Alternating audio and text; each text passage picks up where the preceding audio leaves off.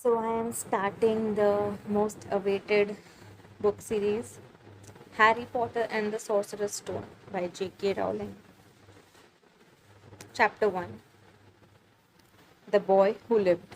Mr. and Mrs. Dursley of number 4 Private Drive were proud to say that they were perfectly normal, thank you very much. They were the last people you would expect to be involved in anything strange or mysterious because they just didn't hold with such nonsense. Mr. Dursley was the director of a firm called Grunnings, which made drills. He was a big, beefy man with hardly any neck, although he did have a very large moustache. Mrs. Dursley was thin and blonde and had nearly twice the usual amount of neck, which came in very useful as she spent so much of her time craning over garden fences, spying on the neighbors. The Dursleys had a small son called Dudley, and in their opinion, there was no finer boy anywhere. The Dursleys had everything they wanted, but they also had a secret, and their greatest fear was that somebody would discover it. They didn't think they could bear it if anyone found out about the Potters.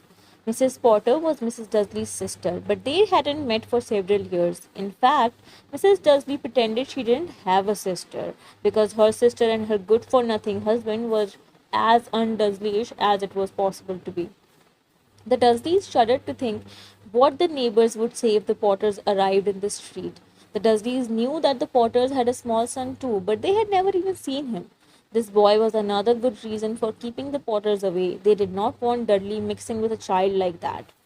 When Mr. and Mrs. Dursley woke up on the dull grey Tuesday our story starts, there was nothing about the cloudy sky outside to suggest that strange and mysterious things would soon be happening all over the country. Mr. Dursley hummed as he picked out his most boring tie for work, and Mrs. Dursley gossiped away happily as she wrestled a screaming Dudley into his high chair. None of them noticed a large, tawny owl flutter past the window. At 8:30, Mr. Dursley picked up his briefcase, pecked Mrs. Dursley on the cheek, and tried to kiss Dudley goodbye, but missed, because Dudley was now having a tantrum and throwing his cereal at the walls. Little tyke, chortled Mr. Dursley as he left the house. He got into his car and backed out of number four's drive. It was the corner of the street that he noticed the first sign of something peculiar.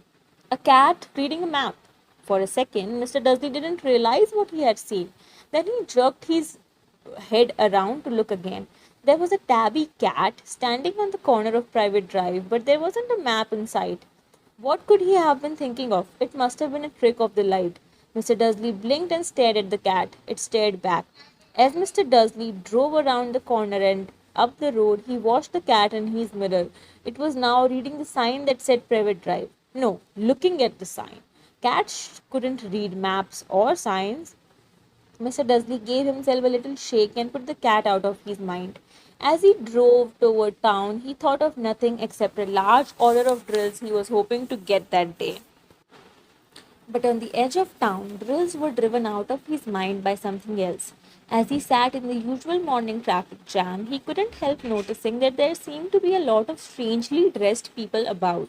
People in cloaks. Mr. Dursley couldn't bear people who dressed in funny clothes. Mr. Dursley couldn't bear people who dressed in funny clothes, the get-ups you saw on young people. He supposed this was some stupid new fashion. He drummed his fingers on the steering wheel and his eyes fell on a huddle of these weirdos standing quite close by. They were whispering excitedly together. Mr. Dursley was enraged to see that a couple of them weren't young at all. Why, that man had to be older than he was and wearing an emerald green cloak? The nerve of him. But then it struck Mr. Dursley that this was probably some silly stunt. These people are obviously collecting for something. Yes, that would be it. The traffic moved on, and a few minutes later, Mr. Dursley arrived in the Grunnings car park, his mind back on drills. Mr. Dursley always sat with his back to the window in his office on the ninth floor. If he had not, he might have found it harder to concentrate on drills that morning. He didn't see the owl swooping past in broad daylight, though people down in the street did. They pointed and gazed open mouthed as owl after owl sped overhead. Most of them had never seen an owl even at night time. Mr. Dursley, however, had a perfectly normal owl free morning. He yelled at 5 different people. He made several important telephone calls and shouted a bit more. He was in a very good mood until lunchtime, when he thought he would stretch his legs and walk across the road to buy himself a bun from the baker's opposite. He had forgotten all about the people in cloaks until he passed a group of them next to the bakers. He eyed them angrily as he passed. He did not know why, but they made him uneasy. This lot were whispering excitedly too, and he couldn't see a single collecting tin. It was on his way back past them, touching a large doughnut in a bag, that he caught a few words of what they were saying. The Potters, that's right, that's what I heard. Yes, their son Harry. Mr. Dursley stopped dead. Fear flooded him. He looked back at the whisperers as if he wanted to say something to them, but thought better of it. He dashed back across the road, hurried up to his office, snapped at his secretary not to disturb him, seized his telephone, and had almost finished dialing his home number when he changed his mind. He put the receiver back down and stroked his mustache, thinking, no, he was being stupid. Potter wasn't such an unusual name. He was sure there were lots of people called Potter who had a son called Harry. Come to think of it, he wasn't even sure his nephew was called Harry. There was no point in worrying Mrs. Dursley. She always got so upset at any mention of her sister. He did not blame her if he had a sister like that, but all the same, those people in cloaks, he found it a lot harder to concentrate on drills that afternoon. And when he left the building at 5 o'clock, he was still so worried that he walked straight into someone just outside the door. Sorry, he grunted, as a tiny old man stumbled and almost fell. It was a few seconds before Mr. Dudley realized that the man was wearing a violet cloak.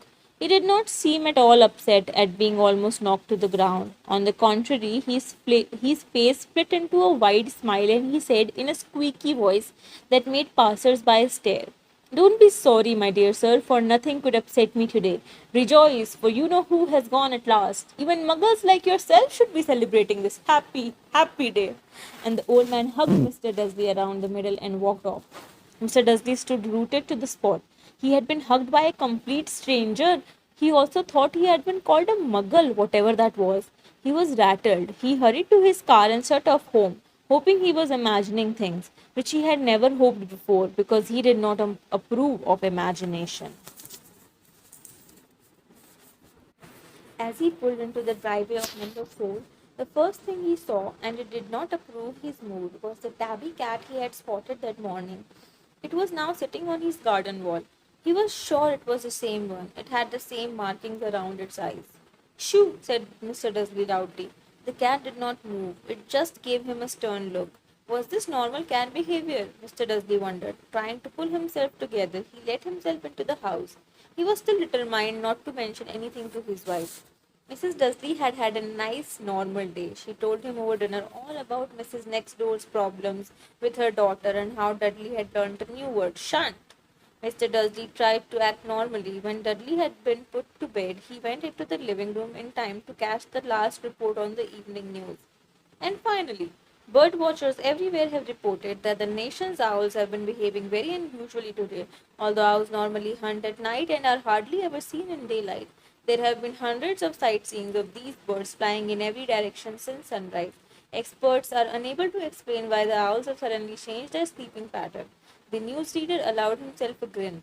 Most mysterious. And now over to Jim McGuffin with the weather. Going to be any more showers of owls tonight, Jim? Well, Dad, said the weatherman, I don't know about that, but it's not only the owls that have been acting oddly today. Viewers as far as Kent, Yorkshire, and Dundee have been phoning in to tell me that instead of the rain I promised yesterday, they've had a downpour of shooting stars. Perhaps people have been celebrating bonfire night early. It's not until next week, folks, but I can promise a wet night tonight. Mr. Dursley sat frozen in his armchair. Shooting stars all over Britain, owls flying by daylight, mysterious people in cloaks all over the place, and a whisper about the Potters. Mrs. Dursley came into the living room carrying 2 cups of tea. It was no good. He would have to say something to her. He cleared his throat nervously. Petunia, dear, you haven't heard from your sister lately, have you?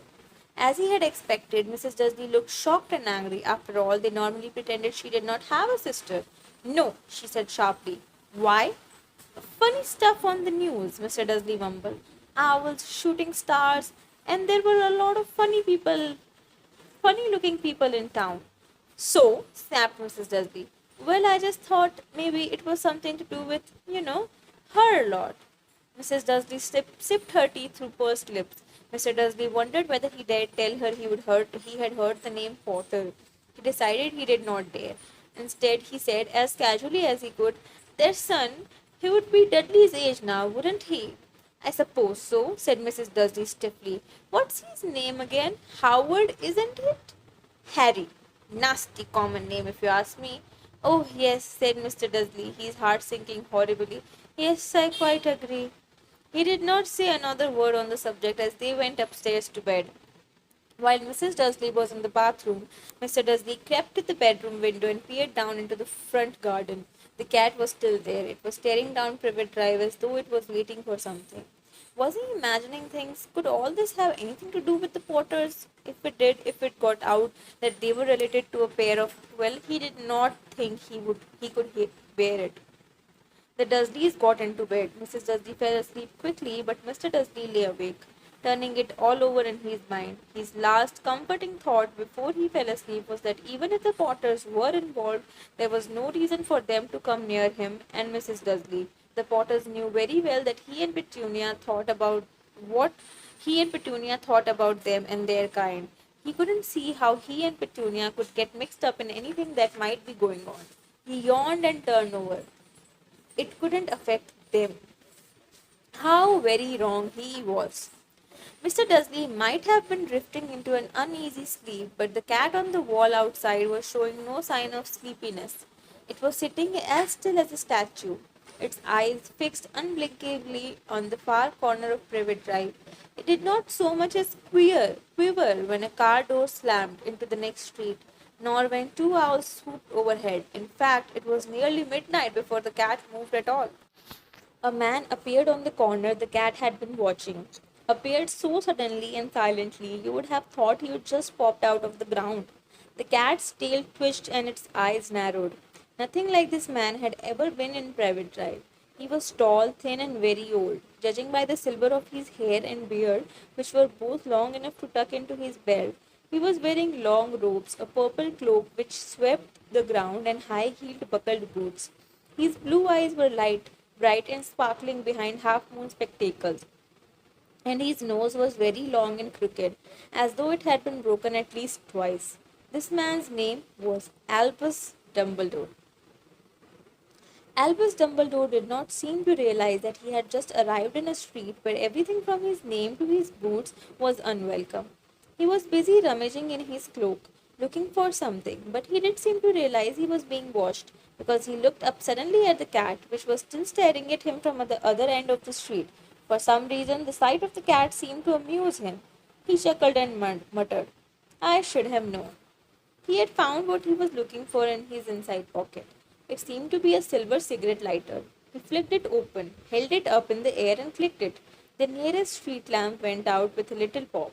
He clicked it again. The next lamp flickered into darkness.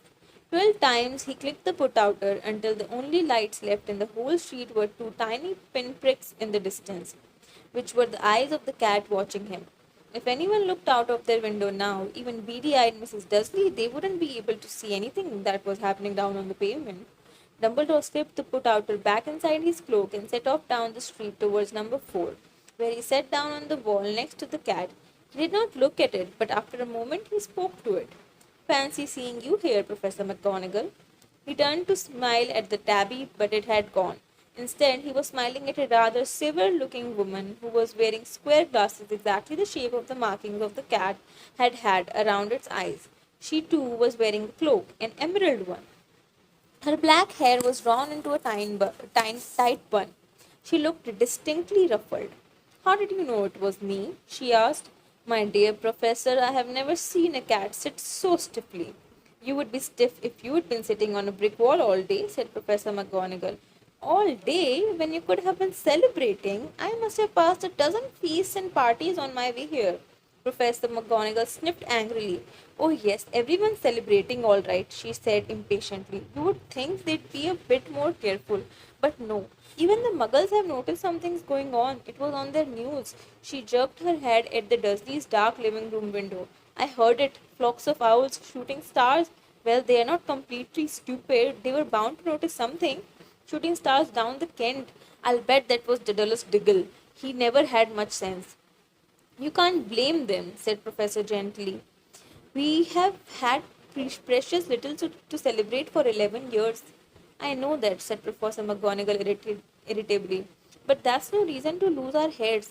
People are being downright careless, out on the streets in broad daylight, not even dressed in muggle clothes, swapping rumors. She threw a sharp, sideways glance at Dumbledore here, as though hoping he was going to tell her something, but he did not, so she went on. A fine thing it would be if, on the very day you know who seems to have disappeared at last, the muggles found out about us all. I suppose he really has gone, Dumbledore? It certainly seems so, said Dumbledore. We have much to be thankful for. Would you care for a sherbet lemon? A what? A sherbet lemon. They're a kind of muggle sweet I'm rather fond of. No, thank you, said Professor McGonagall coldly, as though she didn't think this was the moment for sherbet lemons. As I say, even if you know who has gone, my dear professor, surely a sensible person like yourself can call him by his name. All this you know who nonsense.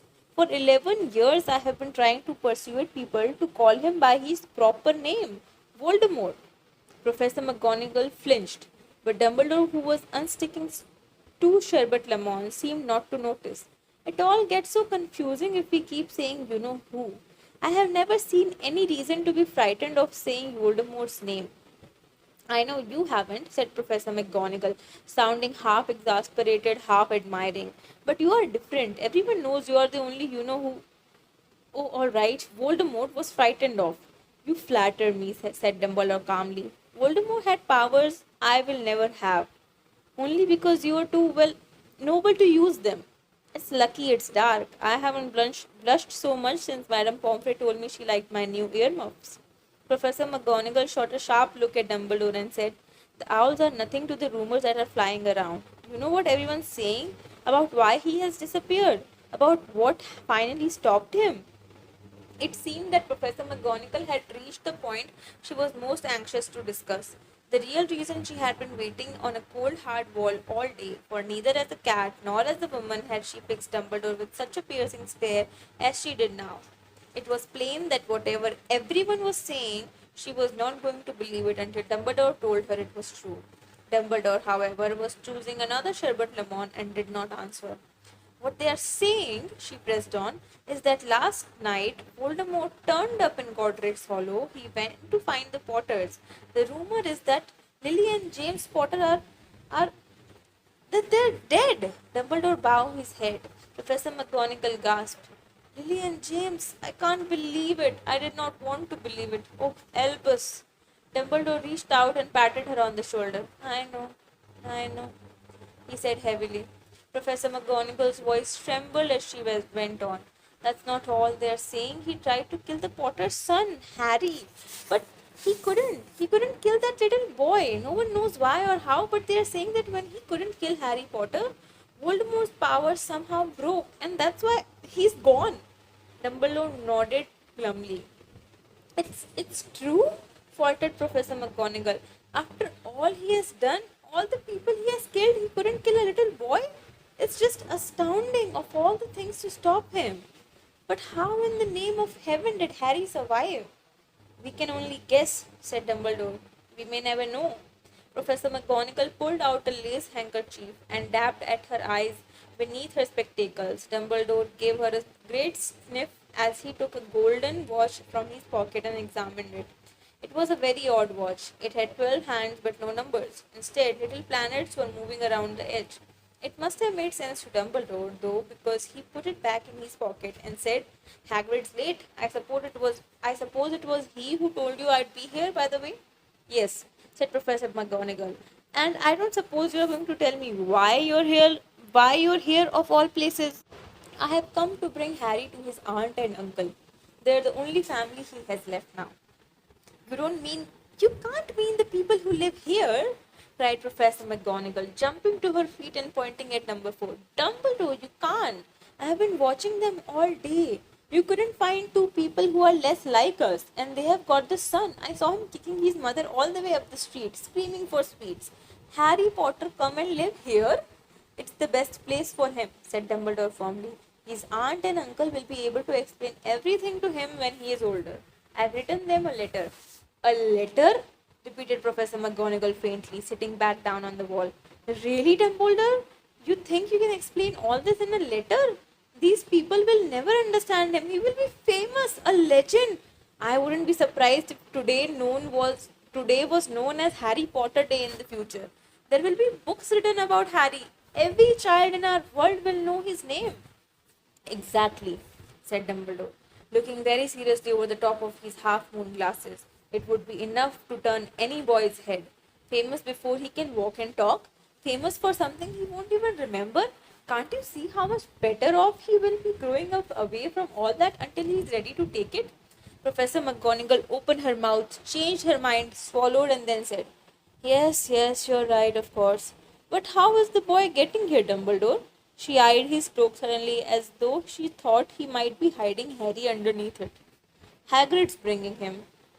You think it wise to trust Hagrid with something as important as this? I would trust Hagrid with my life, said Dumbledore.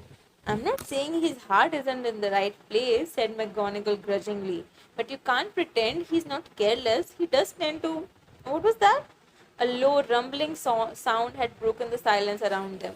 It grew steadily louder as they looked up and down the street for some sign of a headlight. It swelled to a roar as though they both looked up at the sky, and a huge motorbike fell out of the air and landed on the road in front of them. If the motorbike was huge, it was nothing to the man sitting astride it. He was almost twice as tall as a normal man and at least 5 times as wide. He looked simply too big to be allowed, and so wild. Long tangles of bushy black hair and beard hid most of his face. He had hands the size of dustbin lids, and his feet in their leather boots were like baby dolphins. In his vast, muscular arms, he was holding a bundle of blankets. Hagrid, said Dumbledore, sounding relieved. At last. Where did you get that motorbike? Borrowed it, Professor Dumbledore, sir, said the giant, climbing carefully off the motorbike as he spoke. Young Sirius Black lent it to me. I've got him, sir. No problem, were there? No, sir. House was almost destroyed, but I got him out all right before the muggles started swarming around. He fell asleep as we were flying over Bristol. Dumbledore and Professor McGonagall bent forward over the bundle of blankets. Inside, just visible, was the baby boy, fast asleep. Under a tuft of jet black hair over his forehead, they could see a curiously shaped cut, like a bolt of lightning. Is that where? Whispered Professor McGonagall. Yes, said Dumbledore. He will have that scar forever. Couldn't you do something? Couldn't you do something about it, Dumbledore? Even if I could, I wouldn't. Scars can come in useful. I have one myself above my left knee, which is a perfect map of the London Underground. Well, give him here, Hagrid. We would better get this over with. Dumbledore took Harry in his arms and turned toward the Dursleys' house. Could I say goodbye to him, sir? Asked Hagrid. He bent his great shaggy head over Harry and gave him what must have been a very scratchy, whiskery kiss. Then suddenly Hagrid let out a howl like a wounded dog. Shh! Hissed Professor McGonagall. You'll wake the muggles. Sorry, sobbed Hagrid, taking out a large spotted handkerchief and burying his face in it. But I can't stand it. Lily and James dead, and poor little Harry off to live with muggles. Yes, yes, it's all very sad, but get a grip on yourself, Hagrid, or we will be found, Professor McGonagall whispered, patting Hagrid gingerly on the arm as Dumbledore stepped over the low garden wall and walked to the front door. He laid Harry gently on the doorstep, took a letter out of his cloak, tucked it inside Harry's blanket, and then came back to the other two. For a full minute, the three of them stood and looked at the little bundle. Hagrid's shoulders shook. Professor McGonagall blinked furiously, and the twinkling light that usually shone from Dumbledore's eyes seemed to have gone out. Well, said Dumbledore finally, that's that. We have no business staying here. We may as well go and join the celebrations. Yeah, said Hagrid in a muffled voice. I'd best get this bike away. Good night, Professor McGonagall. Professor Dumbledore, sir. Wiping his streaming eyes on his jacket sleeve, Hagrid swung himself onto the motorbike and kicked the engine into life. With a roar, it rose into the air and off into the night. I shall see you soon, I expect, Professor McGonagall, said Dumbledore, nodding to her. Professor McGonagall blew her nose in reply. Dumbledore turned and walked back down the street. On the corner, he stopped and took out the silver put outer. He clicked it once, and 12 balls of light sped back to the street lamp so that Private Drive glowed suddenly orange, and he could make out a tabby cat slinking around the corner at the other end of the street. He could just see the bundle of blankets on the step of number 4. Good luck, Harry, he murmured. He turned on his heel, and with a swish of his cloak, he was gone. A breeze ruffled the neat hedges of Private Drive, which lay silent and tidy under the inky sky, the very last place you would expect astonishing things to happen. Harry Potter rolled over inside his blankets without waking up. One small hand closed on the letter beside him, and he slept on, not knowing he was special, not knowing he was famous, not knowing he would be woken in a few hours' time by Mrs. Dursley's scream as she opened the front door to put out the milk bottles, nor that he would spend the next few weeks being prodded and pinched by his cousin Dudley. He couldn't know that at this very moment, people meeting in secret all over the country were holding up their glasses and saying in hushed voices, "To Harry Potter, the boy who lived."